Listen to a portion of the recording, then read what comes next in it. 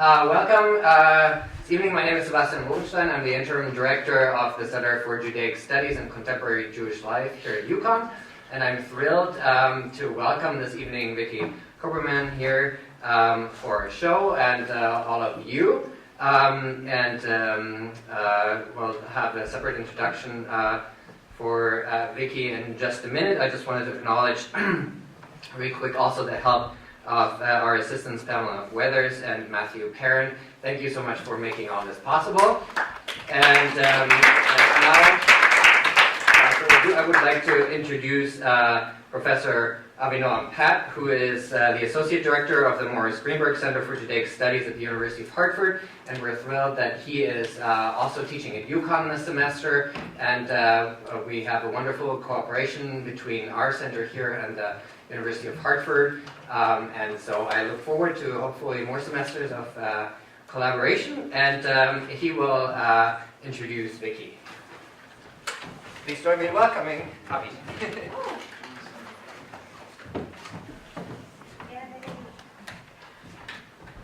Thank you, Sebastian, and hi, class. So this is a little bit different from our regular setting. I'm going to make sure that this one works too.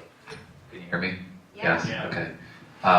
You can imagine what it might be like if I show up in class with a mic, like this, and start walking around. So I promised the class that I was going to do some stand-up tonight, but I don't know if that's actually going to happen. We'll see how you guys do. So thank you, Sebastian, for the introduction.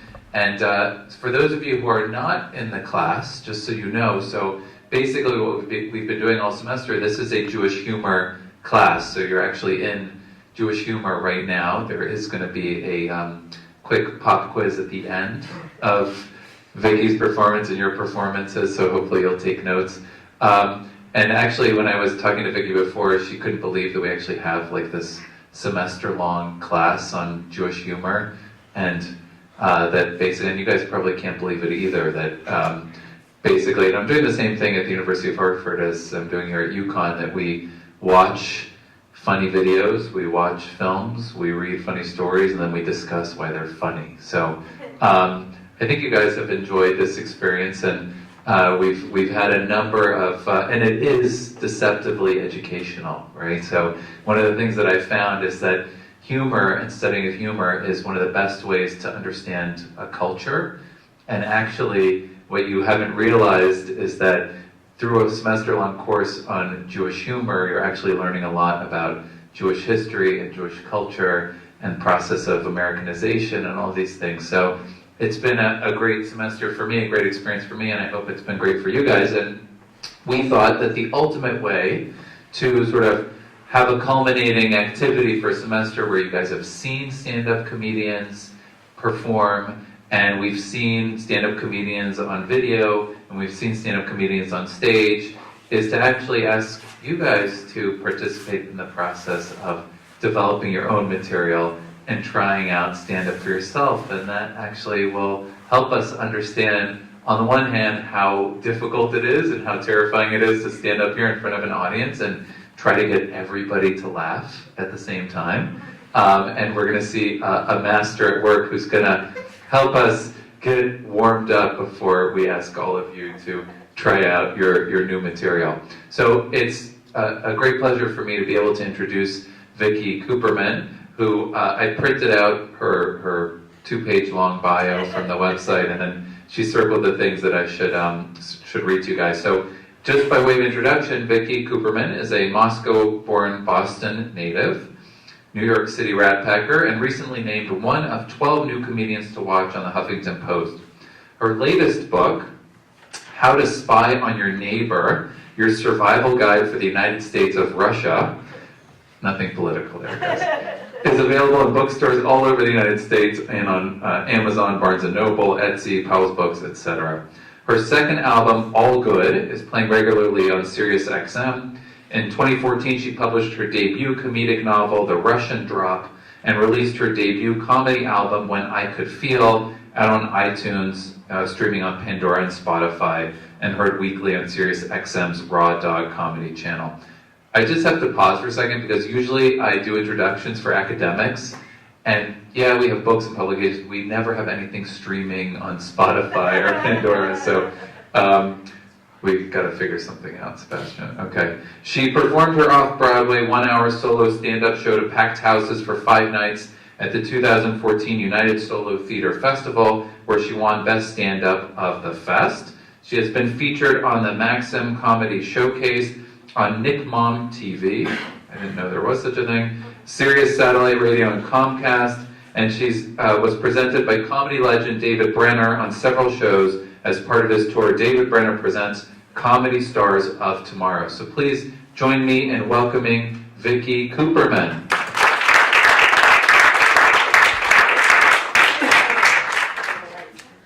Hello, congratulations to the class for performing tonight.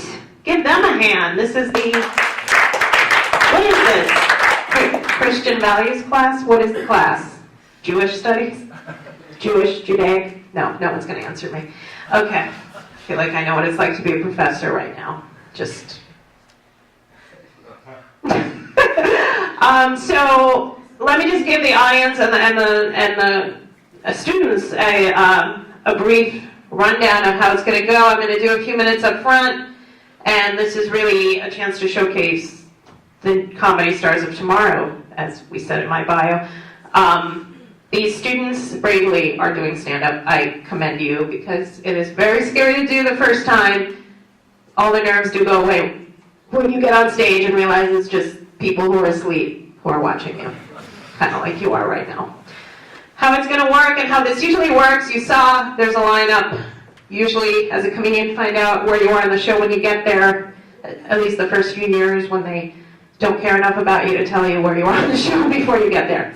And when you have 1 minute left, I'll give you a cell phone light. That's how we do it. We're not very organized in comedy. I'm looking over here because that's where everyone is, except the people with the safety 30 seats between.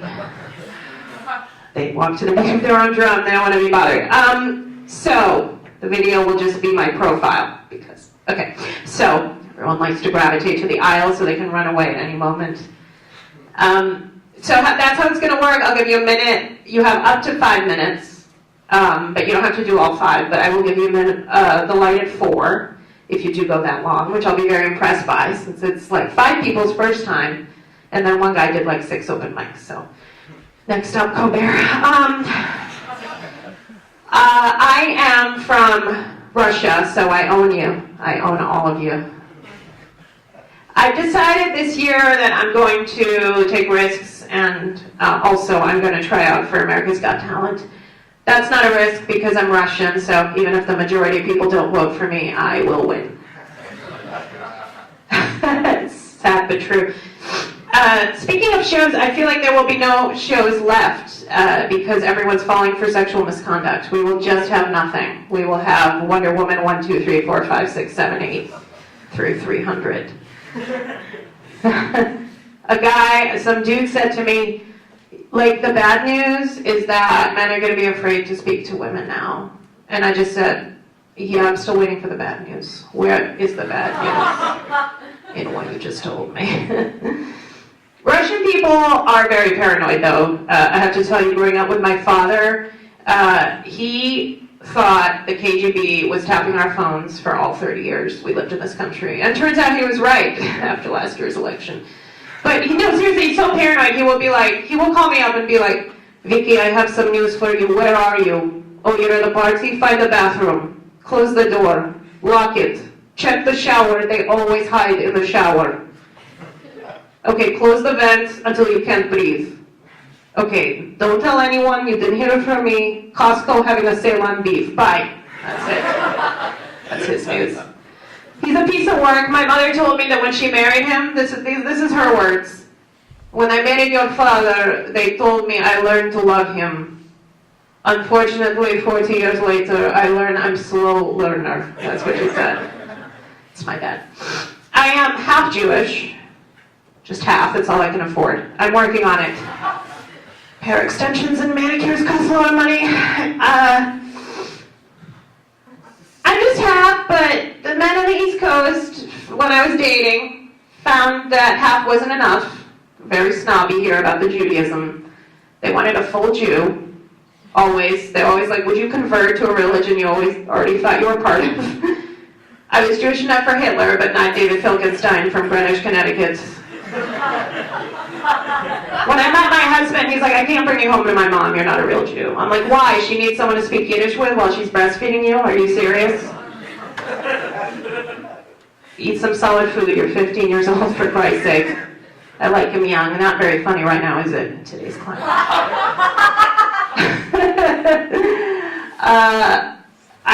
You know how Jewish I am? After high school, all my friends got these gifts, like travel around the world, cars. I was like, no, I want to go do a tour of the concentration camps. That's what I want to do. That's how Jewish I am, okay? And I remember I went with my 2 cousins, and the day we were supposed to go to Auschwitz, they woke up all hungover, and they were like, I don't want to go to Auschwitz. I was like, nobody wanted to go to Auschwitz. That's part of the experience. Speaking of Nazis, let's talk about America. If you voted for Trump because your industry died and you want your job back, let me tell you something. That's the wrong way to look at it. Because, for example, in the 90s, I worked at Blockbuster Video during the day. I don't know if anyone here knows what videotapes are. No. And at night, I worked at Kodak Film Processing. That's what I did. I processed film. Right. Those industries are now dead. What did I do when those industries died? I didn't join the KKK, buy a tiki torch, and burn the world down. I learned PowerPoint. Okay? You have to learn a new skill. New industry. Survival of the fittest here. Don't ruin it for everyone else. And also, the Mexicans are not taking our jobs. All right? There's no Mexican person. You know who's taking my job? You know who I see walking to work instead of me? A 22-year-old wearing yoga pants and flip-flops, texting and walking at the same time. The millennials are taking my jobs, okay? Probably the wrong crowd for this. But we need to do a trade, no offense. You'll see what I mean, because you're going to become this person when you graduate. The millennials have no work ethic. The Mexicans do. Let's do a trade. Keep Carlos and send Ainsley from Greenwich down to Tijuana, okay? Be perfect. It'll be really good for the economy. And I don't have anything against Greenwich. I keep bringing it up. I don't know why. I don't know why. They have very nice houses. Very nice. People are like, who are you going to vote for in 2020? Who do you think is going to run against Trump? I'm like, dude, are you serious? I'm going to vote for anyone that's not a Republican at this point. I will literally vote for anyone who I will vote for a Brita filter before I vote for Trump. At least a Brita filter provides clean drinking water, okay? More than I can say for Republicans. Speaking of drinking water, who here is a dog person? Do you have a dog? I have 3. Really? On campus? No. Oh, okay. And what kind? One's a mutt, one's a German Shepherd, and one's another mutt. So Nice. So 2 pit bulls and a German Shepherd. And what do you guys have? What do you have? Anyone else? What do you have? I have a husky. Nice. You all have real dogs. That's good. Sometimes someone's like, I have a Chihuahua, and I'm like, okay, let me rephrase. Who has a real dog that's not a Swiffer with feet? I have 2 rescues at home. I have a black and white mutt and my husband. I rescued them both from high school. Like I said, I like them young. No, not that young. He was 17. I could run for Senate in Alabama. He wasn't really 17. You guys really tensed up. Because you're too old for me. Okay, I could go on and on. My husband is younger than me, about 5 to 7 years younger than me, depending on the line I'm standing in. You have to be old to get that joke. I'll have great skin. My husband looks fine. We look the same age, but if you looked at our medicine cabinets, you would think he was the 85-year-old Jew and I was the young one. His side of the medicine cabinet is like Claritin, Tums, Pepto-Bismol, Afrin, stool softener. Mine is like Ativan, Xanax, Lunesta, Klonopin, Tramadol I got in Mexico, Prozac, Percocet, Vicodin for tooth emergency, Oxy, I got Napal in 2003, that I'm saving for a rainy day. Goes on. It looks like Bernie Sanders and Lindsay Lohan are sharing a bathroom in a reality show. That's what it looks like. Our medicine cabinet. My husband's a big water snob. He he likes his filtered water or he likes bottled water. And I am all about the New York City tap water. I can't get enough. It makes me happy. He was like, you don't understand. You shouldn't drink it. There is so much medication in that water. I was like, really? Go on. Tell me more. You have my full attention. And I mean full from all the Ritalin and the drinking water. All right. Maybe I won't vote for that Brita filter after all. It was a funny joke, but it went over your heads because you're stoned. So, all of you, I can tell, can't smell it anymore because of the vape. That's what's really wrong with college campuses now. I did not get any odor of marijuana walking through campus. It's so sad. Edibles ruined everything, so did cannabis. Well, anyway, I'm talking about things you guys never even seen, like real weed, VHS tapes. Work ethic. No, I'm just kidding. I'm just kidding. You guys are great. You guys are great. It's Oscar season, and it's like my favorite time of year because the same 2 movies come out every year during Oscar season. They just call different things. The first one is called Don't Travel with Tom Hanks. Whatever you do, do not travel. Every year, it's just like a different mode of transportation. Like, don't get on a cargo ship, don't get on a plane, don't go to a volcano, don't go to the Louvre, don't go to Paris, don't go to the Vatican, don't get on another plane, don't get on that plane, don't get on a spaceship, don't go to the other side of the Berlin Wall, don't take any roads anywhere, and whatever you do, don't try to rescue Matt Damon. Rescuing Matt Damon is very, very, very difficult. And we know this because that is the second movie that comes out every year. Don't rescue, just rescuing Matt Damon. I don't know why he needs to be rescued. Always getting in trouble. It costs a lot of money to rescue Matt Damon. We should bring him some of that New York City tap water. He's going to need the antibiotics wherever he is.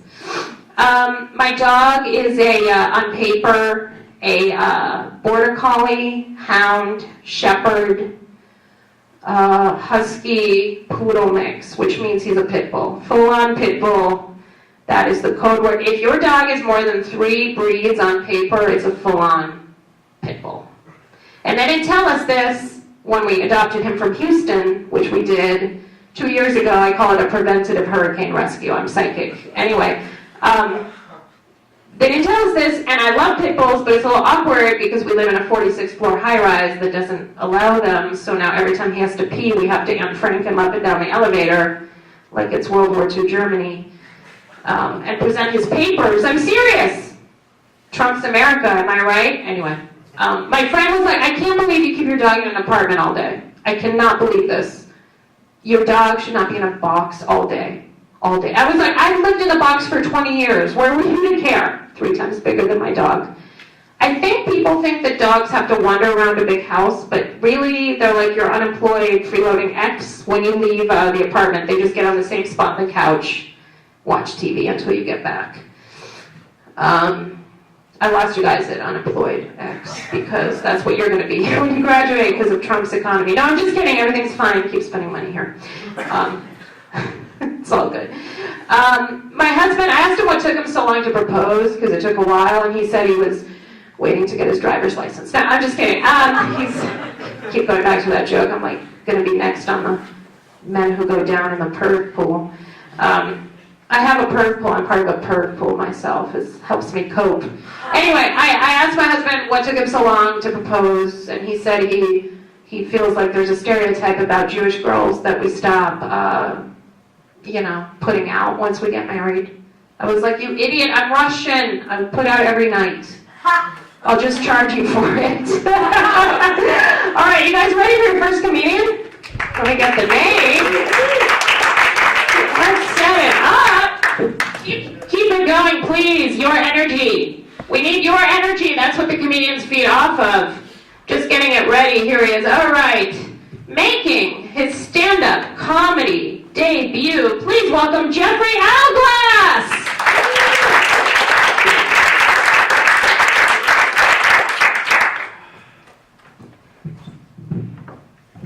Evening.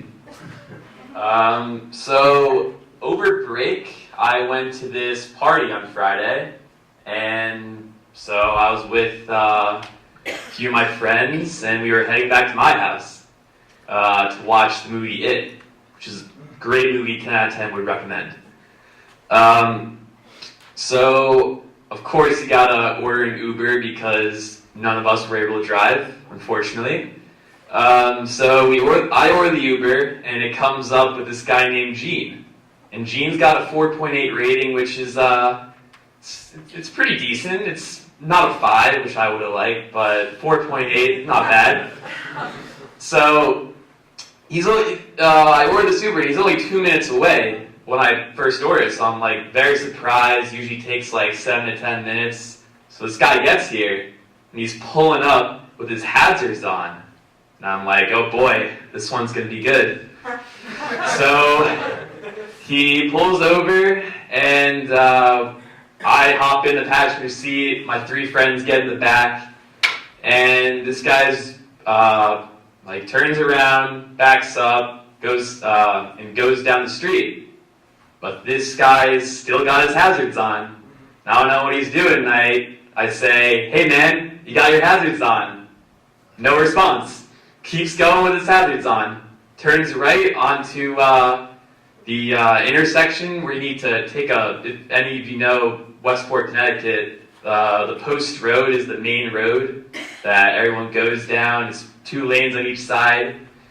So this guy luckily turns off his hazards because right across the street when he's about to turn, there's a cop posted up ready to pull someone over because Westport cops love to do that.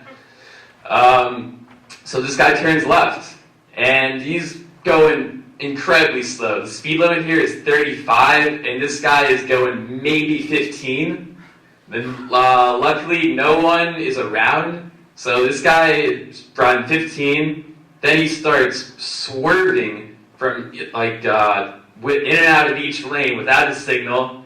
And this dude has a newer car, so it's there's this beeping sound that it sounds when you're crossing over into another lane without a signal. Doesn't do anything, keeps going, and finally we get to this turn signal that's a left-guarded light that would go right onto my road, and he goes past where the sensor would get him. So he's waiting there for a minute. He's getting heated. This guy really wants to, I guess, go home. It's 1 a.m, and so turns left right on red light with other people coming from the other side. Dude's getting honked at like crazy, but he still makes the left, and we head back to. We luckily make it back to my house, and so get out of the car. I say, hey man, thanks for the ride. Get out of the car. Everyone closed their door, and so once everyone closed their door, I say, man, that was easily the worst Uber ride I've ever been on in my life. And they said, wait, you didn't notice? You didn't see the sign? I'm like, what sign? They say, oh, this Uber driver was deaf. And I'm like, he still had 2 eyes to see the road. Alright. Alright! Give it in! Give it in! Amazing! Jeffrey Hourglass! Give him a hand. Keep it going, please. Keep it going! Congratulations. Jeffrey Hourglass, taking stories from his own life, making them funny.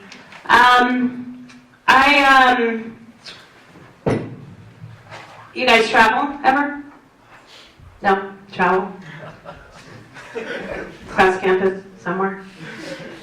Arby's? Anywhere. Have you been to Israel? Have you done Birthright, as they call it? You have? Did you like it? It's fun. Okay. I love it. How old are you? 20. Oh, okay, too old for me. So, I don't want to make you uncomfortable. I'm going to be in the news tomorrow and be like, comedian sexual misconduct at UConn just for asking someone how old they are. That's where we are at this point. No, I went to Israel. I went to Israel and I realized something about anti-Semitism. I feel like anti-Semitism is based on American Jews, and I kind of don't blame some of the anti-Semites. My husband is one. I think you need to go to Israel for like a week, and then if you leave anti-Semitic, then you really are anti-Semitic. But these people are very tan. They're built. Have sex with a guy with a machine gun next to his bed. Bench twice his body weight. Anyway, whatever. Sorry for me to go down memory lane. But you know the thing about Israel is they like planted 1 million trees, remember? You know that, when they got the country? Which is very Jewish. You go to the sunniest place on earth and then you have to sit in the shade. You must sit in the shade. I actually got very scared because a lot of the attacks happen in like big markets. And there was a man and woman with machine guns screaming at each other in Hebrew, screaming. So of course I was like hiding under a bush. And my cousin who I was visiting was like, what are you doing? I'm like, those people are screaming at each other. He's like, no, that's 2 people getting engaged. That's just how Israelis talk to each other. Very aggressive. Are you guys ready for your next comedian? She is also making her stand-up comedy debut. Please welcome Michaela Carr.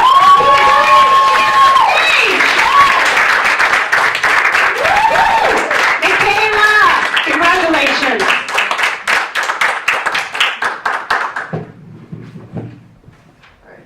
Am I in my light? Oh, I made it. I'm a theater student. I hope to make money someday. That's the joke, so you can laugh at that. Anyway, so when I'm not working in the theater, don't record me. Come on. All right. When I'm at home, I have another job. I work as a substitute teacher. And I don't really like kids, but I got this job because one day my mom called me. She's a teacher. And she said, hey, they need some substitute teachers. I can't talk, substitute teachers. And I said, no. And so she said, come on. And I said, no, absolutely not. I don't like kids. I don't want to be a substitute teacher. And she said, well, they'll give you $60 a day. And I said, all right, I'll do it. And so I got to tell you about some of the kids I worked with. And I can't name them, but they do all have nicknames. So the first one I'd like to talk about, I think he's a leprechaun. And I have reasons to think this. The first reason is I was in his classroom on St. Patrick's Day. And the second reason is he's in 2nd grade and he's like this tall. That's really small for a 2nd grade, I don't know if you know. Third reason is he has pointed ears. And the most important reason is he came up to me. I was teaching a class, kind of like this, like they're all sitting out there and I'm talking. And he walks up to me while I'm in front of everyone. And I was wearing a watch, a fake gold watch, because it was St. Patrick's Day. It's like, oh, it'll be festive, kids will love it. And it's fake, like sparkly gold. And he comes up to me and he taps it and goes, is that real gold? No, it's not real gold. Will you go sit down? He goes, he rubs it like that. And then he smells it. He goes, no, that's real gold. I can smell it. And then he went back to his seat. And I was like, okay, all right. And then the next day, I was in the same class. And he came up to me again. I said, hello, leprechaun. And he said, hello, Miss Carr. And he points to a ring I'm wearing. It's this ring, actually. That's also gold. And he said, is that real gold? I said, yes. And so he goes, yeah, I know, I can smell it. All right. And he goes, is that your birthstone? And I go, no, it's not my birthstone. And he goes, no, it is. I'm like, no, it's not. It's not. He goes, well, no. Do you want to know what my birthstone is? I said, yeah, what's your birthstone? He looks at me and goes, it's a marble. And then he walked away. That was it. And I was like, okay, leprechaun. All right. Another student. So this is a different job now. I was working in Title I. Does anyone know here what Title I is? It's kids who sometimes need extra help in the classroom. And so they're really, really funny kids. And so I'm working with this one kid. I've worked with him before. So that's very important to the story. He comes up to me. And I'm working with him. And he goes, what's your name? So I've worked with him before. And I'm like, okay. What's your name? He winks like that. I think he's winking at me, like making a joke, like, oh, I know what your name is. And so I go, it's Miss Carr. I wink back at him. And he looks at me and goes, why'd you do that? He wasn't winking at me. He had a tic. And he just realized, I think I was the reason that he realized that he had a tic. And so, to a kid who I just winked at, he goes, why'd you do that? I didn't really know what to say. I've never been trained for this. I just got called up one day by my mom. She was like, hey, come do this. And so I just said, nothing, what are you talking about? I don't know what you're talking about. Thought nothing of it. That was it. Anything. That's it for this too. All right.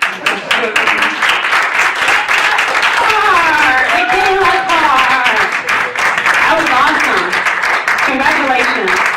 Michaela Carr, again, making jokes out of her own life. That is the, bye guys. I guess they were just there to see their home phone. Don't care about the rest of us. Bye, guy. Later. I guess they were just there to see you, and now they're going to the game, right? The big game. Big game, yeah. Yeah. The theater people love the big game. Yeah, the theater people. I think it's 2 different demos, right? It's 2 different demographics. What is the game? Basketball? Yes? Okay, everyone's still stopped. The new vape lasts a very long time. So I'm, as I mentioned, I'm married, which means the best thing about being married is I don't have to pretend to like my husband's shows anymore. When you Netflix and chill, you have to pretend to like what the other person's watching.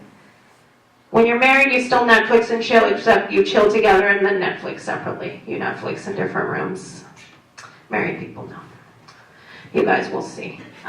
Is Netflix and chill not even a thing anymore? I can't keep track.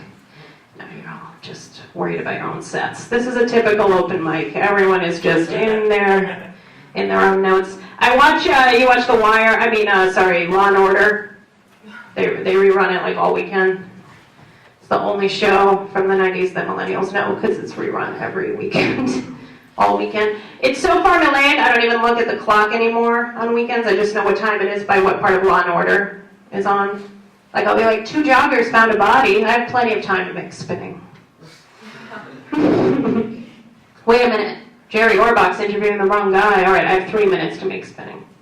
Hold on, Sam Waterston's in the judges' chambers. I miss spinning, but boot camp starts in 8 minutes. All right. I know exactly what time it is. I saw a commercial for something that looks and sounds terrible. I don't even know what it is. Pelvic mesh. Sounds awful. I'm Jewish. I'm only familiar with pelvic meh. I also saw a commercial where a woman was on the side of her bed and the narrator said, worried you woke up pregnant? Don't worry, you're not alone. And it was a commercial for Plan B. And I was like, no, I think that's what she's worried about, that she's not alone. The only way to wake up after a one-night stand is alone. I'm watching all the Marvel shows. You guys watching those on Netflix? No. Yes? Thank you for responding. Finally. God, I felt like I was in, I don't know, temple. I don't know. That's what it feels like. I feel bad for rabbis. My husband actually went to the Jewish Theological Seminary of Columbia, and he was about to become a rabbi. And then he became a comedian, and I was like, why? And he goes, I couldn't spend my lifetime with those Jews. That's what he said. It's like, I couldn't do it. I'm like, so you became a comedian. Right. Smart. Wow, I'm really going anti-Semitic today. I really don't hate Jews. I consider myself Jewish. I was a Jewish Russian refugee, came to this country. My parents don't let me forget it. I grew up in Boston. Do you guys go back to your hometowns from college and realize you're the only one who's evolved and everyone else is still sitting on the same bar stools they were sitting at when you left? I will go home and my friend Tommy's like, you think you're better than me because you left town and made something in your life? And I'm like, yeah, exactly. You took the words out of my mouth. I am better. Can you drop that accent? It's called Rosetta Stone. Can you learn to speak English? You're still sitting on the same park bench where you used to do whippets and throw up your lunch. Come on! I'm sorry, can you look at who's next? I love the sheet. This happens at shows all the time. Thank you so much. Thank you. Okay, up next, we have another person, I think, doing comedy for the first time. Please welcome Roy Graham! Yes! Keep it going,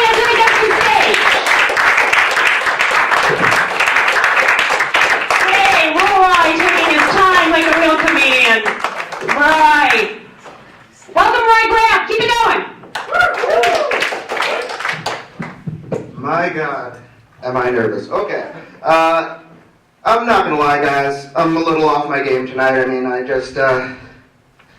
don't have my ideal stand-up hat with me. It was stolen, and, well, I mean, I dropped it, but it was while I was moving stuff, and look, if everyone was good people, then it would have been right on the ground 9 days later when I got back from vacation where I dropped it. So somebody should pay, that's all I'm saying. Other reason I'm just off is because I've been up all night. I spent all night researching video for that. What was it, Nazi rally we had on campus or something last night? What was that? You guys heard about that, right? Let's talk about that. That's a lot of fun. Okay, so, yeah, my information is the best because it's edited for most ridiculous as opposed to most accurate. So, I noticed that he started his speech, this Lucian guy, terrible name by the way. Sorry to any Lucians in the crowd, but I hate your name. And maybe you, based on that, but I'm not just going to judge. He started off by ominously drinking milk, which I didn't have a problem with, but a lot of people seemed very upset. I don't know what the meaning of that was. Like if it was a symbol, or if it's like a white man, white beverage, or like I don't know what the significance is, but I mean it didn't help that he had that dude like head to toe MAGA suit, like red, just videotaping everything. Oh, let's get the reactions. That didn't help. I mean, he updated his website with, and I quote, look at Lucian make all these liberal cucktards angry by sipping milk. Isn't that the most cringiest thing you've ever, that makes me uncomfortable to read. Oh my god. This guy had no public speaking skills too. I mean, during his entire speech, he was just like insulting the crowd, insulting made up people for a story that like had no punchline. It was just bad. It was bad. Then that girl, she came up and stole the paper off the podium, and Lucian unleashed the beast, and that was that. It was just one ugly tuxedo RKO turned the whole thing into WrestleMania. Great video, went viral, fantastic. I love it. You know, Ann Coulter commented on that video this morning. She said that the girl who took the piece of paper off the desk should be prosecuted for theft of paper. I don't know, really. So then what does tackling a woman to the ground earn for the other guy? What charge does that earn? I mean, apparently it earns just a misdemeanor disturbing the peace charge and, I don't know, probably a 5-year NFL contract for $100 million. I don't know. They have a history of hiring guys who do that kind of stuff. So, I mean, the way he jumped through that crowd, he could penetrate a pocket really well. All I'm saying is to make a great left tackle. That's all I'm saying. I hate how politics have gotten so attached to race and religion now. It makes it impossible to go home because my parents are avid Trumpeteers. Oh my God, it's terrible.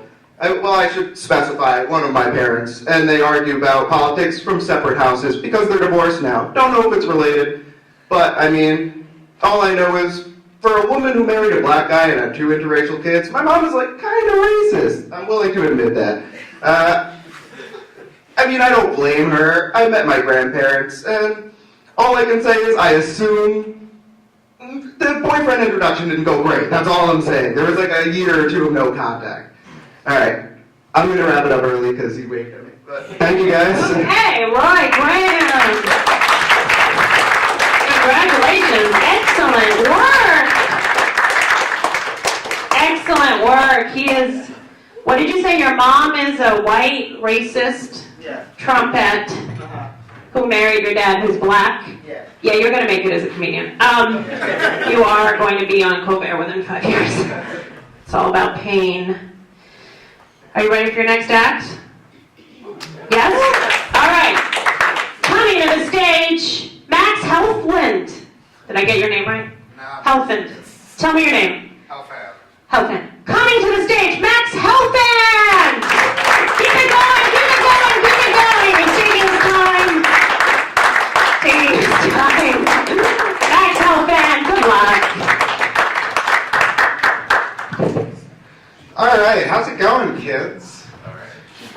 All right. I've got my notes up with me because I have no idea what I'm doing. It's great. I'm an actor, so I'm not super uncomfortable being on stage. Like, this is okay right now, particularly because there's about, like, one average Jewish humor class section in the audience. So it's fine. It's fine. It's fine. So I'm going to make a bunch of jokes, and there's going to be really shoddy transitions between them, and we're all going to be okay with that. Does that sound good to everyone? Good? Yeah. Okay, everybody's alive. Great. So last night I was watching the Victoria's Secret fashion show. I had never seen it. It's a little bit weird to be watching it, to be honest with you. Like, as a guy, like, it's too close to porn for comfort, I'm gonna be honest. Like, it's very odd. Like, it's not really fashion. Like, whoever sees it. You know what I'm saying? Like, you don't go out in public and you're like, that's a lovely Victoria's Secret top that you're wearing. It's like, yeah. And furthermore, how much are these women getting paid to strut around in their undies? Like, let's think about that for a moment. If I walked out right now in my underpants, they would pay me to put a fucking shirt on. Speaking of fashion, I'm not the most fashionable person, as you might tell. I've got the classic 80-year-old grandpa New Balance, for my arthritic Jewish feet, because that's how being a Jew works. You have no arches and you can't run. It's great. It's great. I like flannel. Flannel's comfy. I dress for comfort. I don't dress for to impress people because who gives a shit. We're all just trying to get out of bed with the most time spent in bed physically possible. Like, you sit in bed and you're hitting snooze until, like, the last possible moment. You're like, okay, it takes me exactly 13 minutes and 37 seconds to get to my class. I'm going to hit snooze until, like, 2 minutes before I need to leave. And then I'm going to throw on some sweatpants and we're just going to try and we're just going to fuck this day up. It's going to be great. But no, seriously, sleeping is one of the greatest things in the world. I think that the student side of the audience will understand this more so. Adults understand sleep, but like when you're in college, sleep is just the best thing ever. Further, I have a theory that there's a direct correlation between my getting out of bed and bad things happening. Like, if you stay in bed, you are fine. Like, name bad things that happen in bed. Like, there are a couple of good things that come from getting out of bed. Food. Food is good. I love food. Gestures to stomach. And there's Christmas morning. You run downstairs. I wouldn't know about that. I'm a Jew. You shoot your eye out. Is that a thing? Yeah? Christians in the audience can confirm. Yes? Great. Show of hands. Who here is not Jewish? Okay, we got lots of goyim in the crowd tonight. Woo! All right. So speaking of Christmas is a totally different holiday for Jews. Completely different holiday. It's very unfortunate. I'm a Jew who particularly loves Christmas. I have my first Christmas tree. I have an apartment up here with my roommates, and we got a real Christmas tree, and it just, it smells like pine all the time. It's really nice. It's just, you come home and there's lights and and Jews are just we didn't die this time, guys. It's just it's a very different holiday. And you go out for Chinese food, and that's great and all, but there's this little part of you that always feels like something's missing. You just go up to the window of a Christian's household and you see the lights and the candles, and you're just being a Jew's hard, guys. Being a Jew's hard. Have you flashed at me yet? Oh, mazel. And then it's really hard because you're not really representing culture. If I walk into a CVS or any sort of public space, you see all this Christmas stuff. You've got Christmas swag, which is its own term that we're going to talk about. Christmas has so many weird terms. What is a chestnut? This is my chest. These are my nuts. They're two very different things. We're all clear about that. Great. And then you go into a place and you've got your token menorah in the corner that just looks really sad. Like it's probably from the 1970s, and like nobody's bothered to replace the bulbs in 20 years. And they're just like, look, guys, we're inclusive. And it's like, you didn't really have to try, did you? And Jews wrote all the Christmas music, and they couldn't bother to write a freaking Hanukkah song. We're left with Michael Feinstein talking about a bunch of 80-year-olds in Santa Monica. That's all we got. That's all we got. Oh, no, I forgot the good little Jewish boys who are covering all the pop songs, and it's always like a B+, but we all talk about it like in an A. I think that's about all the time I got. I would just warn all the Christians out there, value bacon. Bacon is a good thing. You guys got it right there. Like, you were like, this no pork, no bacon thing. I don't know about that. Ooh, but the killing non-believers, I can get down with that. I can get down with that real good. All right, thank you for having me. All right, Matt Tobin! Matt Tobin, just terrific. So impressed. Great job, no problem. Keep it going, Max Helfand. I am so impressed with everybody. And everyone is actually doing 5 minutes. I really expected some people to run after 90 seconds. There is a new app out there. I won't even be mad if you download it while I'm on stage because it's that important. It's called Card Block, and it blocks the Kardashians from your internet browser, your Facebook, your Twitter, your Snapchat. Any news about the Kardashians? Blocks. Because they're awful. I really think Bruce Jenner actually didn't want to become a woman, but the only way to escape that family is run out in a disguise. So I think that's what happened. He had to put on a wig and run out of there. We have we're going to have an American princess, I guess, as they say. She's marrying Prince Harry, Meghan Markle. An American marrying into the royal family, and she's half black. It annoys me people are calling her a princess because she's not. She's going to be a duchess. Even Kate Middleton's not a princess. She's a duchess. The only way to be a princess is to actually be born with royal blood. Or be a Jewish woman from Long Island. Okay, so... I was thinking, why do Jewish people, why was it self-deprecating, and why do Jewish people make fun of Jewish people so much? And I realized we're just trying to fit in with the rest of the world. Just trying to fit in with all the hate. I did 9 shows in Florida this year. I bombed at 12 of them. It was a lot of fun. Florida, Trump country. But it doesn't matter, because what happens in Florida, no one remembers. So it's fine. All right, guys, your next comic is another great comedian, I think, making her stand-up debut. Lauren Romeo, are you here? Romeo? Come on up! All right, give her a hand. We got some stone slow walkers in this group. All right, Lauren! Yeah, I'm not a great comedian, so this is going to be interesting, but I'm just going to tell you guys a story about a failure in my life that I had.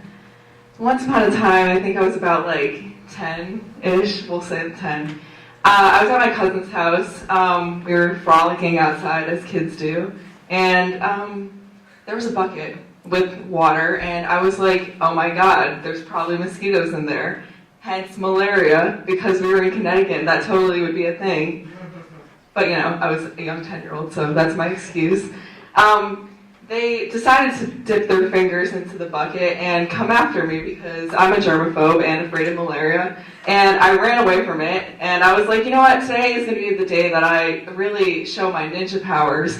So I ran up to they had a little fortress going on with a nice little a zip line attached to it. So I ran up to the fortress and I'm like, you know what, I'm going to show that I'm Superman. So I take a running leap, I jump off the highest platform, and I'm stretching out for that handlebar of the zip line, and I plummet 10 feet to the ground and smack down.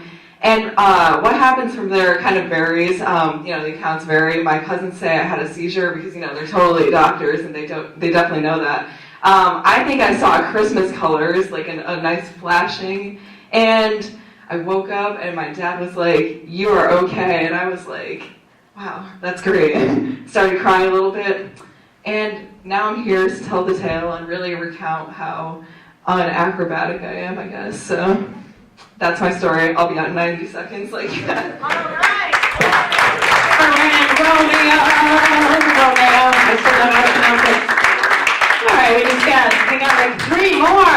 impressed. My husband is, he keeps kosher, so when most of my friends' husbands leave town, they're like, I'm going out and I'm cheating. And when my husband leaves town, I'm like, bacon, shrimp, scallops, pork belly. That's all I care about. Okay, are you ready for your next act? Yes, please welcome Andrew Levin. Yes, give him a hand. Here he comes. Andrew Levin, here he is. All right, so I'm not great at doing laundry. I don't do it to the point where I have no clothes left.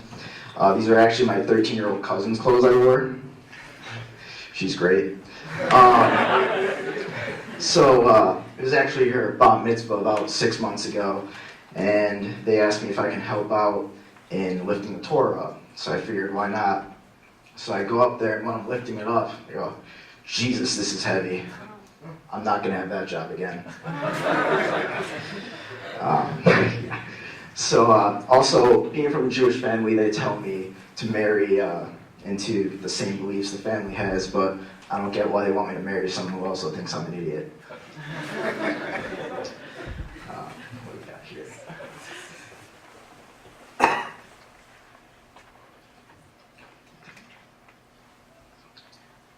One second.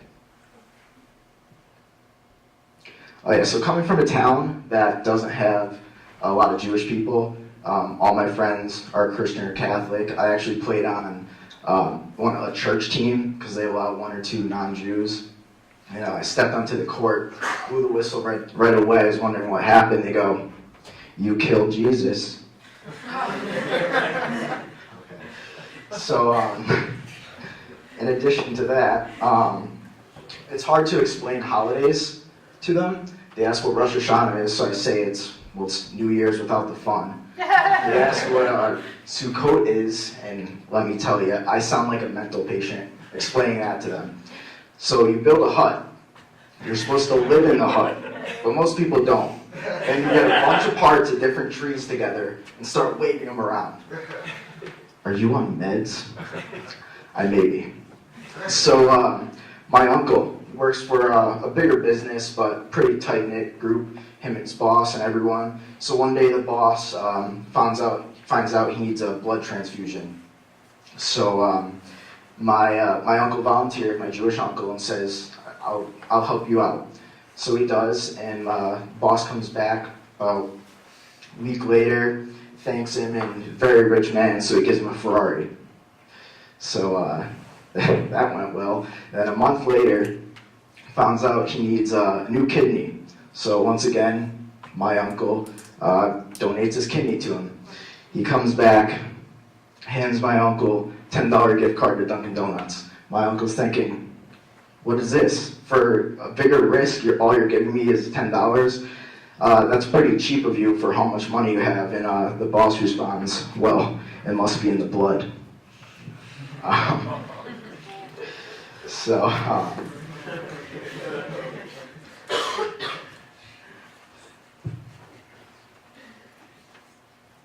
yeah, also, it was unfortunate, but one of my good friends passed away about 2 years ago, and we had to give him, we didn't know what kind of blood type he was at the end, and it was weird because as he was dying, all he was telling us to do was be positive. I'm confused about that one. But yeah, so my friends, some of them, you know, they make fun of me for girlfriends I used to date and stuff, but the thing is, they don't know what it's like to kiss a perfect 10. I mean, the mirror's really cold on your lips. Okay, Andrew Levin. Great job. Everyone's got different styles. I love it. Keep it going for him. And your next comic, Scott Bosco.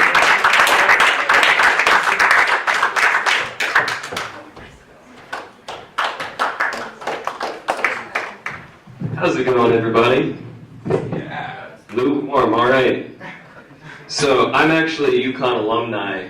It's good to be back on campus, though. You know how when you go away from home for a while and then you get back home and you don't realize that your house has a smell?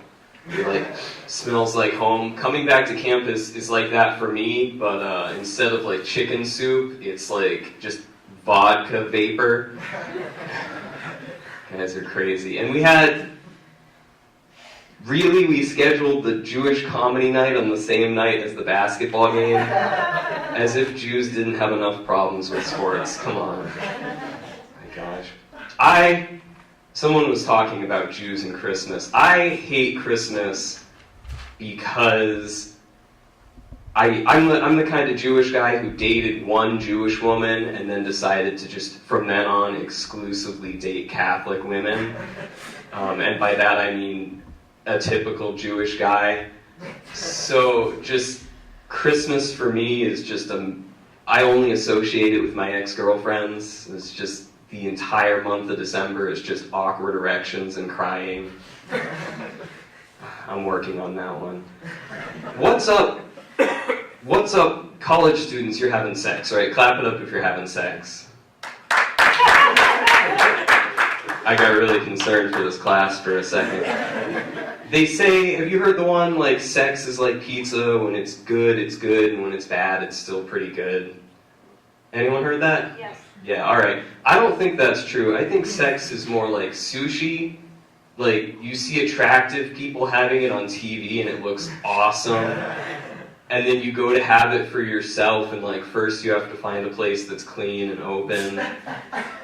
And then, like, you're like, that doesn't look like the pictures, but let's eat. And then you just end up, like, nauseous and embarrassed. And if you buy it at a gas station, you should definitely see a doctor after. Do you guys like impressions? Yes. Yeah. That was kind of a lukewarm response. To be honest, I don't care what you want. This dynamic means that I have all the power, so what I say is going to happen is going to happen. Thank you, that's an impression of our president flirting. Thank you. I wrote that joke like a year ago, and much like our president's wives, it doesn't get old. Also, Roy Moore's girlfriends. Ooh, yeah, alright. But like, back to being Jewish. Does anyone know the rule that when you're Jewish, you're not supposed to get tattoos? Yeah. Yeah, we've heard of this. I recently I learned that the reasoning for this is, like, God made your body perfect. He made your body the way he wanted it, so to modify your body at all is to go against God's will, which I find weird coming from our God who's like way into circumcisions. So my theory is God just made man and he put the little hat in the wrong place, you know? Wrong head, God, wrong head. But then someone else was talking about, like, people get mad at Jews because they're like, oh, Jews killed Jesus, which I don't understand at all, because I don't know about you, but I wouldn't get in a fight with someone who could turn water into wine, because my body's 70% water. Like, we all know how that would go. It would be like, you know what, Jesus, you're being an asshole tonight. Yeah, you know what, Scott? Then CSI Bethlehem would show up, like, detective, it's just like the last three. Blood alcohol level of 11%. Jesus Christ. And then, because it's an episode of, like, CSI, there'd be the guy who puts on the glasses and makes puns. He'd be like, yeah, I guess when you mess with a carpenter, you're gonna get hammered. Then, like, later on in the episode of CSI, there'd be the scene where, like, the rookie cop runs into the senior cop's office. He's like, boss, we gotta nail this guy. The senior cop would be like, listen, Johnson, I know he's guilty, you know he's guilty, but we can't go public with this until we get hard evidence. You know who his dad is. It's God. And just like the final climax of that CSI episode would just be like, of course, Judas betrays Jesus, spoiler alert. And there's gotta be a line in there where Jesus is like, really, Judas? After all this, you're gonna double cross me? And Judas is like, not double. One's gonna do it. Alright, thank you guys, I'm Scott. Alright! Outstanding! Scott, awesome! Great job, Scott. right, he's a real comedian. Too cool for anything. I love it. That's great. He had impressions. He had topical stuff. I'm going to get my list because I know some new people came in. So I have Jack Chadwick. Anyone else? Jeremy? Oh, yeah. Are you going up? Yes. All right. Anyone else? Emma, Yoni? No. Okay, so are you Jack Chadwick? Yeah. Okay, I wasn't calling you yet. I was just doing my list. All right, so we have 2 comedians left. He's been waiting patiently. He's ready. Jack Chadwick! Bring him up!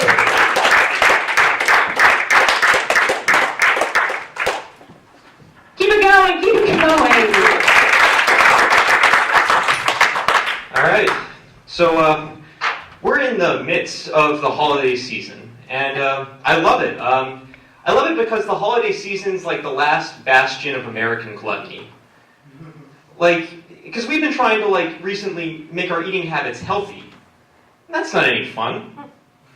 A little while ago, Trix tried to replace its original cereal with an all-natural, vegetable-based cereal, which is kind of a dick move by General Mills. Because they have a nation of addicts depending on them. That's like saying, hey, heroin's fun, but have you heard of Brussels sprouts? Put that spoon to a better use. And get yourself some of this herbal porridge. And this isn't an exaggeration. General Mills is a drug dealer. But if you're a drug dealer, you should still hold yourself to a standard. You can't just better yourself out of nowhere. You can't start doing yoga and meditating out of the blue.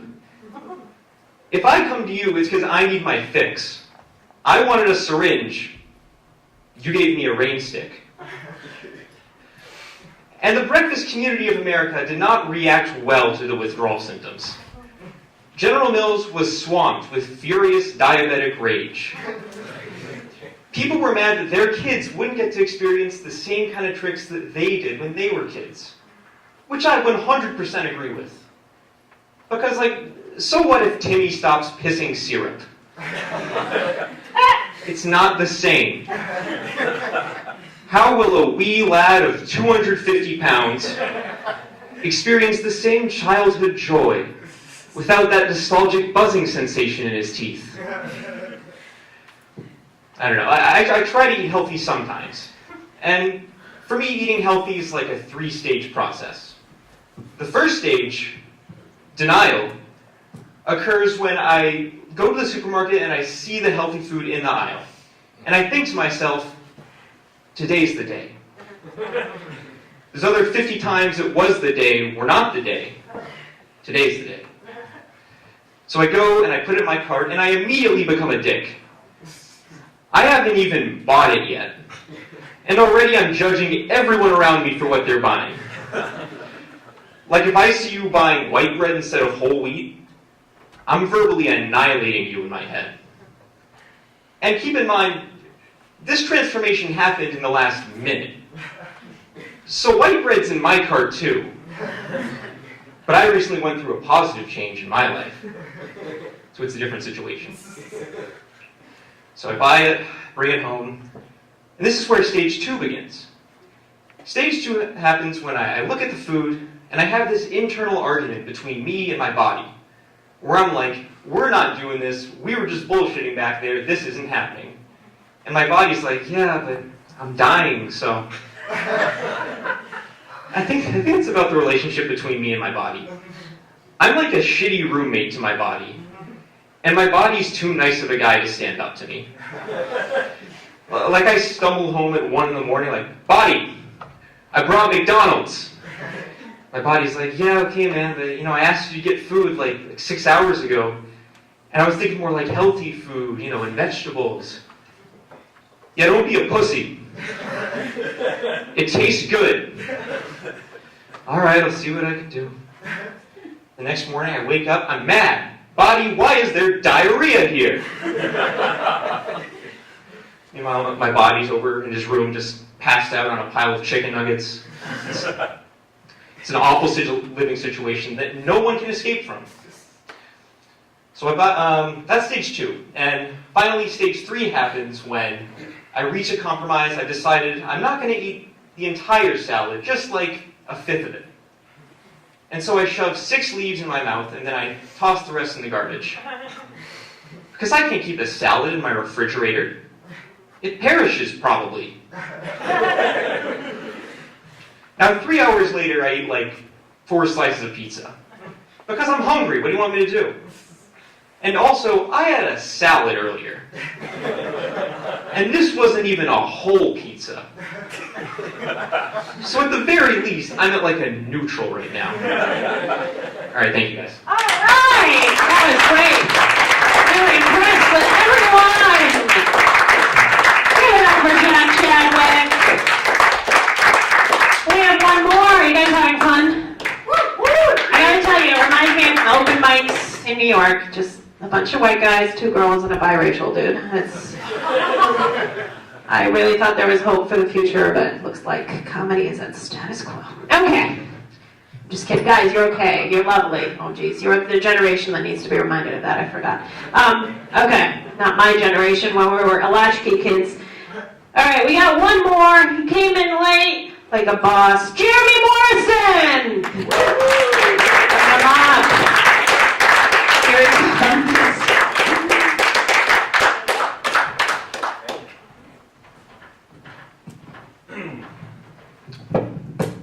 All right. This is my first time doing stand-up, so thank you. All right. So I think it's about time we start calling people that play piano a pianist, because whenever they say this guy's a pianist, the first thing that comes into my mind is that sounds a lot like penis. Let's see what else.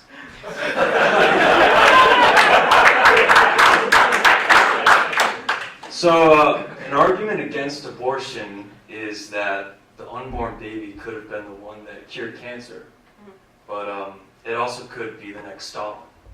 So, maybe keep that in the back of your head before you start protesting, or in the back of your head before you decide to have kids too. I was thinking about saying Hitler, but I remember it was a Jewish humor. So one time I was with my roommate, and he told me that he knew a girl who worked the front desk at a strip club. She was in a sorority, and it made me think, what position was she actually applying for there? I feel like she just applied, and they said, well, we do have an opening somewhere else. And she took it. I've been to a strip club before, and they're very nice to you, actually. I think I was just dressed really nice, and I was wearing good clothes. That was a great experience. It was like Monday at 10 a.m. or 10 p.m. right when they opened, so I was the only one in there, and they just all flocked to me. It was crazy. Let's see. I'm trying to remember what I typed in my iPhone while I was on weed. Another time I was watching one of those midget TV shows, sorry, little people shows, and I was just thinking, if I were to explain this to somebody who watched TV in the 80s, how the hell would I explain that to them? Because the show was literally just this little family, and nothing happened. It's just the mom hurt her wrist, so they went to the hospital, and that was a 2-episode story. The little kids, they were little too, but I don't know how old any of them were. I wish they put the little age next to their name, because they all looked like they could either be 3 or 15. But they didn't even the dad had to be at the hospital with his wife, and the kids didn't even trash the house or anything. It was just we're gonna make mac and cheese and then pick it up because mom would be proud. And I'm that's fucking bullshit. This is reality TV. You couldn't think of anything better than that. Another thing, I love how, well, I don't really love it, but people who are grown-ups that beat their kids say, hey, it happened to me and I turned out fine. But you're a 40-year-old dude beating up a 5-year-old.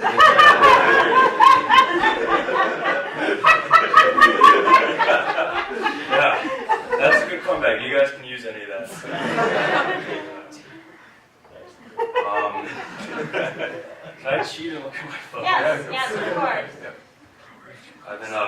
studying very hard, so I have not time to practice. Oh yeah, so I don't really like playing the game Would You Rather, because I always feel like I'd actually have to choose between having dick-shaped fingers or dick-shaped nipples. Like whatever I said, that would just happen, so I have to like think really hard. And whatever you say, the other guy's like, oh, that's so weird, what's wrong with you? As if like one answer was right or something. So another good one was either have a vagina on your forehead or a row of dicks like stegosaurus. Yeah, those are fun 2 years of wrestling. That's what we did. I'm gonna cheat again if that's cool. Let's see. Oh yeah, anytime I hear a British person talk, I always say, "Wow, do you guys like Harry Potter?" And then I ask them who their favorite character is, and then I always have to say, "No, mine's not Ron Weasley." And same thing. I worked at a kayak rental place, and a lot of Indian people came, and I was very tempted to ask them, do you guys like Life of Pi? But I withheld because I thought they'd get upset about that. Well, you guys have been a great audience I've ever had. All right. Keep it going for Jeremy Orison. Are you Jewish? No. Didn't think so. He looks like he tried to go to the game, but they sold out, so he came here. He reminded me when he said, what else do I have? The first open mic I ever did, I totally blanked because it was the bottom of a taco restaurant near the Empire State Building, hosted by a guy wearing a trench coat, nothing else. I'm serious. It was 10 years ago, July 3rd, 2007. And there were like 4 British guys who were like not looking at me, and I blanked. It was so awful. You guys did so much better than I did the first time. And I went, what else? What else? What else do I have besides chlamydia? Chlamydia rolls off your tongue. That's how I got it. That was my first joke I ever told. Anyway, as you can see, I've come far. So we're at the end of the show. I want to give a big. It takes so much to get up in front of an audience and perform. So give yourselves a hand. I'd love to do a Q&A about comedy and open mics and stuff. But first, can we get a picture on stage with everybody? Everyone who performed, come on up. Let's get a group picture. Do you guys have a phone or something? Yeah. Who doesn't have a phone? Everyone has a phone. Turn on the lights? Yeah, let's turn. Yeah, let me do that.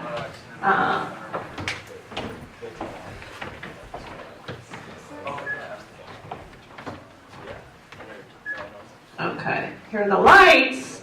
All right. Someone else hold the mic. Here. There you go. Let's all get in close. We like each other. Come on, everyone. Close, close, close. Yay! All right, everyone look really unhappy because you're going to be comedians. Everyone smile. 1, 2, 3. We'll do another one. All right, great. Awesome. Awesome. So if you guys, yeah. Well, actually, yeah, I can hear you all. Yeah. So if anyone has any questions about, comedy or how to get started, go ahead. Open mics, writing, industry, yeah. Go ahead. How long was it before the first time that you got paid to... Oh, that's a really good question. A really good question. So, let's say I started in July of 2007. I got my first paid gig. I guess you can call it a paid gig because I did get paid in October. So 3 months, and it was a guy from my comedy class who put up something in his local bar, and I think I got paid $75, and that's a lot for your first time. I had to take like a long bus ride out, but that's what comedy is. You could be on a lot of buses, on a lot of trains, Jersey Transit, Metro North, cars, and I think I had to do 20 minutes, and I was really nervous because 20 minutes is a really long time, especially when you're starting. Yeah, Jeremy. What's your worst heckler story? Oh, that's a really good question. Okay, I was in a casino hotel in Southern Oregon. Oh boy. In 2009, and it was not my crowd. It was like a lot of mill workers, and I had a lot of Russian and Jewish jokes, and I still didn't know. So when it's not your crowd, you can still do the jokes you think they're not going to react to. You just shouldn't start with them. So you want to get them on your side first. Do something, whatever it takes. I had some stupid strip club joke. I should have done it to get them on my side, like derivative or whatever, anything, don't change your act for anyone. I never recommend that. But there's like a nuance to the set list to make sure you're doing well, and I didn't do that. So anyway, it was bad. They never met a Jewish person. They thought Russians were still communists, which they are. And so I like bombed, and there was a cage behind this showroom, and behind the cage was a bar, and everyone behind the cage didn't pay for the show. They were just at the bar. And I heard the cage, someone banging on the cage, and I said, "Oh my God, what's going on? Is someone trying to get into the show?" And someone went, "No, they're trying to get away from you." It's awful. And then the headliner was terrible. But I never heard about him again, so whatever. He totally he got off stage, and you're always supposed to say nice job, even if someone didn't really, it's just like polite. I was like, nice job. He's like, wish I could say the same for you. It was meanie, I know. It's fine, I moved on. But to deal with hecklers, if they keep going, honestly, if you're at a good establishment, they're actually going to deal with them. They should take them out. If it's just some banter and they're kind of like friendly but drunk, you usually can shut them down by saying something funny, and then they kind of shut up. And sometimes someone screams something out, and then you talk to them, and then they don't respond. Like they're suddenly scared, so that's another way to kind of calm the situation. Okay, anyone else? Who here wants to, you were, go ahead. Go ahead. Oh, how do you practice crowd work? Oh, that's a good question. Actually, you can't really practice crowd work without doing it. So you actually bring up something interesting. You can't practice comedy without doing it because comedy, you don't have an instrument except the audience. So you can't, it's not like a tuba or a piano. You can't practice it at home. You have to practice it live. You kind of have to fail in front of people. The audience is your instrument. You have to look at it that way. And so if you look at it that way, you won't take it as personally when you bomb, which you will, which I do. We all bomb. Everyone bombs. It's just part of it. It's like a bad day at work. It's really important if you really, who wants to do comedy? Who wants to really give it a shot? Yeah, kind of. Yeah, that's still how I feel after 10 years, kind of. So it's important to go out as much as possible. Luckily, I lived in New York when I started, and I could do 3 to 4 mics a night, really. You guys are near Hartford. I don't know what they have. City Steam, I guess. Hartford Funny Bone. I think they have mics. Yeah?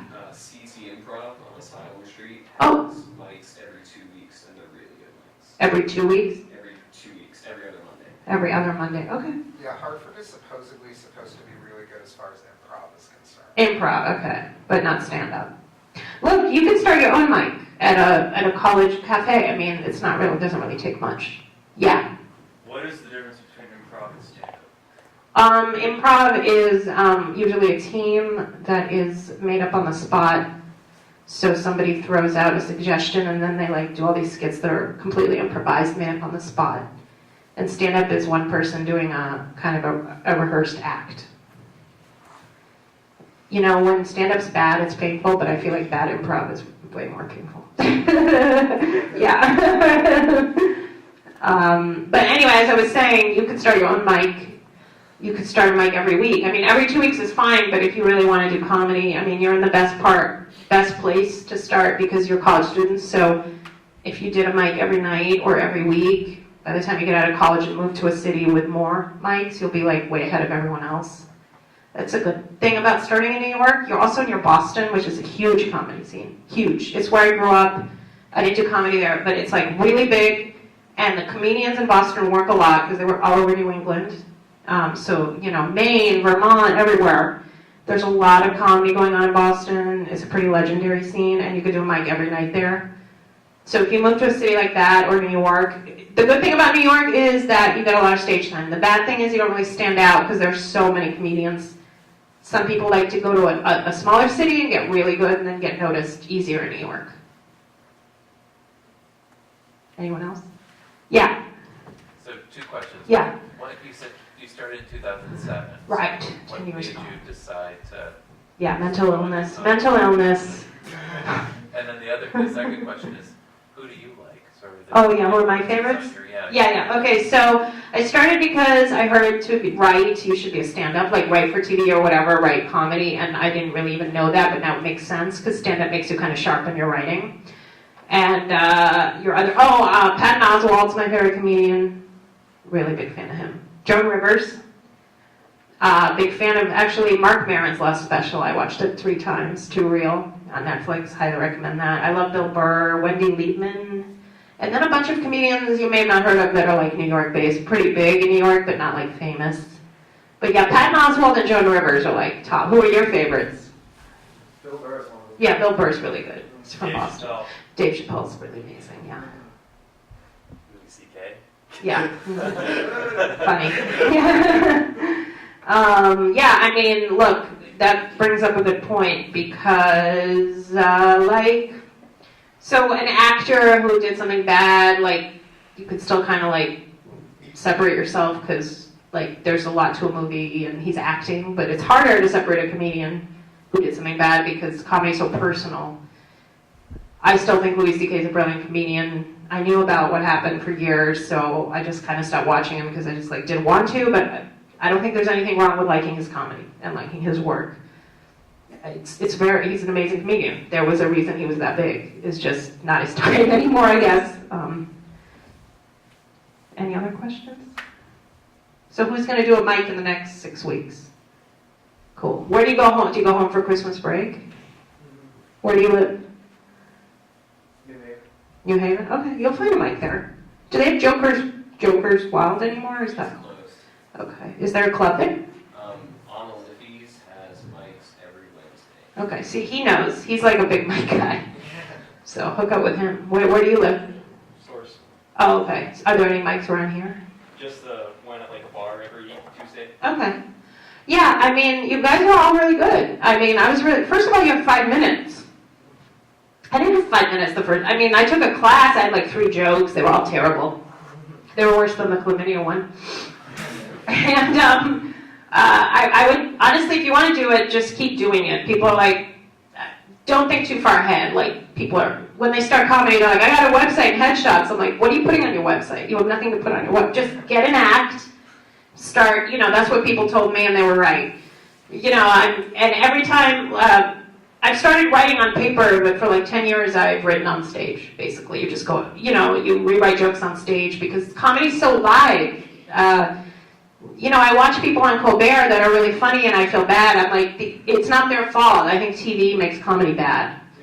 And I think comedy is really meant to be live. Unless it's like Mark Maron's special, I was like dying. And Patton Oswalt, Finest Hour is like my favorite comedy special ever, if you haven't seen it. And Joan Rivers, I saw her live 3 times. It was, like I couldn't breathe. But, so anyway, I was going to say, even if you don't perform, go out and see comedy because seeing someone on stage actually inspires you to write, and you realize, oh, there's like I didn't think of it that way, and then you like rewrite one of your jokes. Obviously, no theft, but it just like inspires you to be in that world. Yeah? How much do you write out your jokes in advance in terms of like full joke, sketch, like bullet points? Really good question. So for the past 10 years, I've been writing bullet points as far as a set list. And then that set list is subject to change based on the live aspect of comedy, like who's in the audience, what people are reacting to, what they're laughing at, what you feel like talking about, whatever, a heckler, whatever. Suddenly you get uncomfortable and you go back to the stuff works. But lately, because I'm trying to submit to late night, I'm actually writing everything out, which is actually laborious. Because it has to be, I just want it to be as few words as possible. It's like edit, edit, edit. That's my type. Then there's other people like Mark Maron, who's more like long-winded. But of course, if you listen to it, there really aren't that many excess words. But he just has a lot. So, both. So, say I'm going to an open mic, I will just like write out the keywords I need to know for the set. But I feel like someone like Jerry Seinfeld probably writes out every word. Yeah? So do you ever rehearse your jokes before going on stage, or you just go on? Very rarely. It's really, really pointless unless you just need to pronounce a word because comedy just doesn't exist without a reaction. Yeah, stand up, that is. Yeah? So for these more talk show type environments, memorizing whole paragraphs of dialogue, essentially? Yeah. Well, I say the joke's enough to know that it doesn't feel like it's memorized. I know the joke. But I am writing out, because they require a transcript with your submission. So it's not a paragraph, but it's like every line is written out. It's kind of hard to explain. So it's helpful to write out every word, because then you can edit. Because you're like, oh, I don't need that, I don't need that. I'm still editing down jokes I wrote 6 years ago. So it never ends. Yes? Do you just have like a notebook of every joke? Many notebooks, yeah. Many notebooks. Yeah, and also I was typing up jokes, and now I think for my brain, I remember and know it better when I write it out by hand. So I've been writing by hand, typing them when I have to, doing whatever. Typing on an iPhone, I can't memorize it. So I write it out in notebooks. Anyone else? What's funny is eventually you forget your jokes. Like, I had a first album and people reference jokes from that. I'm like, oh, thank you for reminding me. I have to write that in. You know, I feel like I have no jokes and realize I have 2 albums. So once you get to a point where you have so much material, it's kind of nice that you don't even want to do it, because it feels, honestly, doing material that's too old, I feel like a fraud. Like, I'm like, I hope no one I know is here because I'm doing the joke I did 6 years ago. You know, I like the new stuff, but and also I never did anything political or topical until the election last year, ever. And then I was like, I have to talk about this because obviously it's the elephant in the room. Yeah. And that brings up the point of there's different types of, you know, comedy: political, autobiographical, observational, alternative. So I would start with what you know and then figure it out. Oh, and also, if you do want to do comedy, say yes to every single opportunity, every single one for the first like 6-7 years. And then you'll figure out what's a good room for you and what's not. Then you can start being like, oh, no, I'm not going to do well there. That's better for another comic. Because that's better for you, also better for the industry. Because if you go to a room that you're not going to do well in, then that room may not hire a comedian next year. Like, say it's like, I don't know, an Elks Club. I mean, this is the stuff we do. An Elks Club in New Jersey that's very Republican. Like, I would be like, no, I don't think I should headline that. Or I would, but I wouldn't do any political material. But say I was like a completely political comedian, I wouldn't do it. Like, they're not going to hire a comedian next year, or they're not going to hire any women next year. That's what happens. If one woman bombs, they just don't hire women again. So. Anyone else? Who's going to do a mic in the next 4 weeks? Okay, I know you are a mic person. You should like get on his, everyone has his email because he knows all the mics. Do them together. Start your own on campus. That's how you really have to do it. They're painful, but it'll help. Well, thank you for this, and to you. You were great.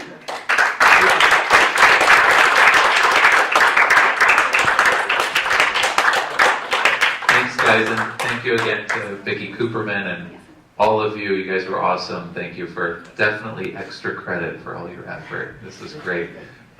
So well earned. Yeah, I was telling Vicki before, sort of I was keeping the class in suspense as to what your grades are, so to encourage people to come out and, you know, participate. You guys did awesome. So yeah, you did. Really, thank you so much. But again, please join me in thanking Vicki Cooperman for hosting this event. And thank you to Center for Judaic Studies and Contemporary Jewish Life for making this all possible. Thanks, guys. I'll see you in class tomorrow. Thanks.